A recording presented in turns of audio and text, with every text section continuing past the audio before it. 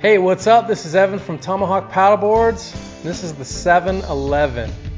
I remember when we were riding 10 6s and 11-foot boards and calling those high performance, and to think that everyone's riding these little boards now is very, very exciting, and it's awesome that our sport is progressing as fast as it has. In fact, I remember the first time I rode an 8-6. We had just gotten a board back from the Glasser, and it was a prototype. We were designing a kid's board, and we went down to a state beach in Santa Cruz to try it out. And I had this skinny little kid. He went out and surfed it for about an hour and was catching a bunch of waves, and it looked like fun. And so after an hour, he came in and he said, "Evan, you got to try this thing. It's awesome." And I laughed at him. I said, "There's no way I'll be able to paddle that. It's just too small." And just for laughs, I took it out there and I ended up just prone paddling it. And I think eventually I was able to get up onto my knees and paddle around on my knees.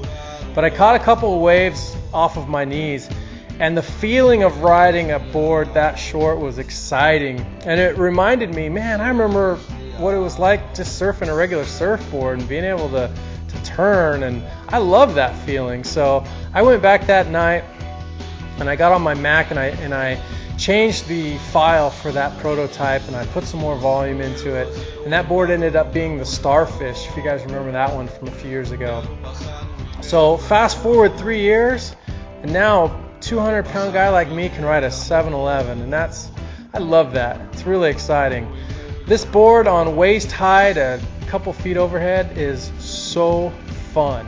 It's fast, it's loose, and when you ride it, it just makes you smile because you feel like I'm really surfing. I'm not longboarding, I'm not just gliding. You can really rip on this thing, and it's changed my outlook on surfing. So this particular board, as with all of our boards, it really comes down to volume distribution. We keep the center mass right here in the middle, so most of the volume's here where you stand.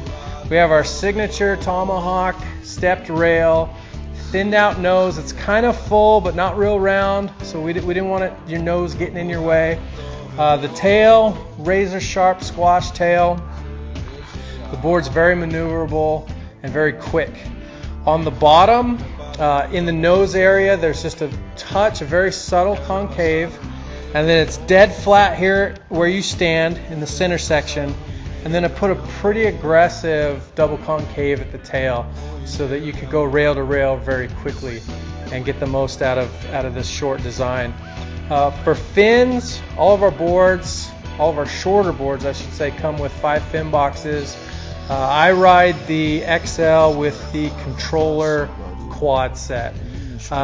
This is the only board where I use the entire controller set. Usually I'm riding AMTs in the front and the controllers in the back, but for the 7-Eleven, for whatever reason, the controller set works very, very well on the XL. On the standard 7-Eleven, the guys are riding the Jerry Lopez fins, either as a thruster or as a quad. Both of them work well. Fletcher Burton has been riding this thing for about 6 months, and the fact that Fletcher, being 180, 185 pounds, can ride a regular 7-Eleven is not only a testament to his wonderful balance, but also the stability of the board. You really can ride a board this small, and Fletcher's making it look easy.